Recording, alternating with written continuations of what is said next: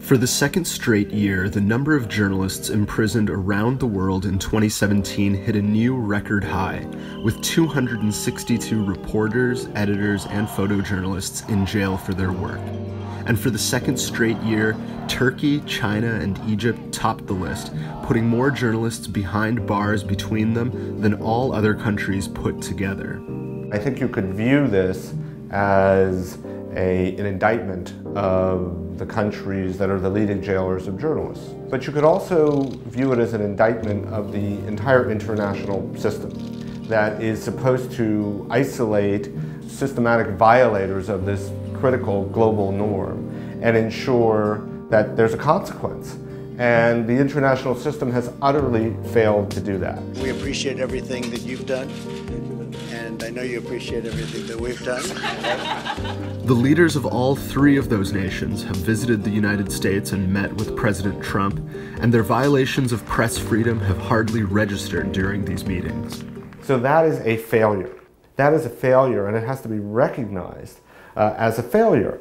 In all three countries, authorities have used state security as a pretext to restrict what journalists can report and to punish dissenting voices. In Egypt, where at least 20 journalists are imprisoned, a wide-scale crackdown against the press has been underway since 2013 and has included new counterterrorism legislation that gives the government broad powers to jail journalists without charge. The new press law criminalizes basic forms of journalism. The government also expanded the use of the press law to make it easy for those journalists to be renewed in detention without a chance sometimes to reach their lawyer, present their defense, and in some cases under horrible medical condition. It sends a message that no one is safe, anyone can be rounded up and threatened. In Turkey, where at least 73 journalists remain in prison this year, President Erdogan's crackdown has devastated critical reporting in the country. Turkey remains the world's worst jailer of the press, and new arrests happen almost daily.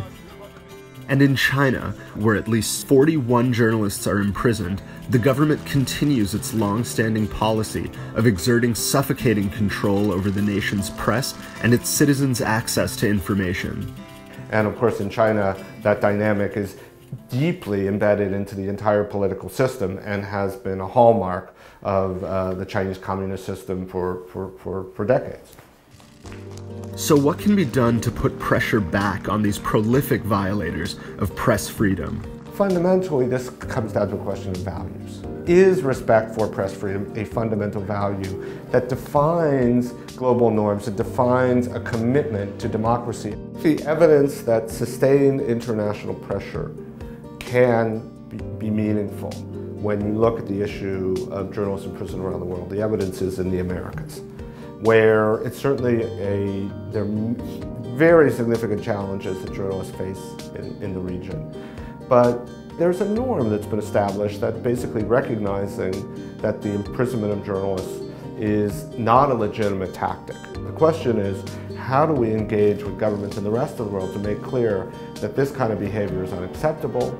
There's no easy solution. But I think the fundamental thing that needs to happen is there needs to be very significant consequences.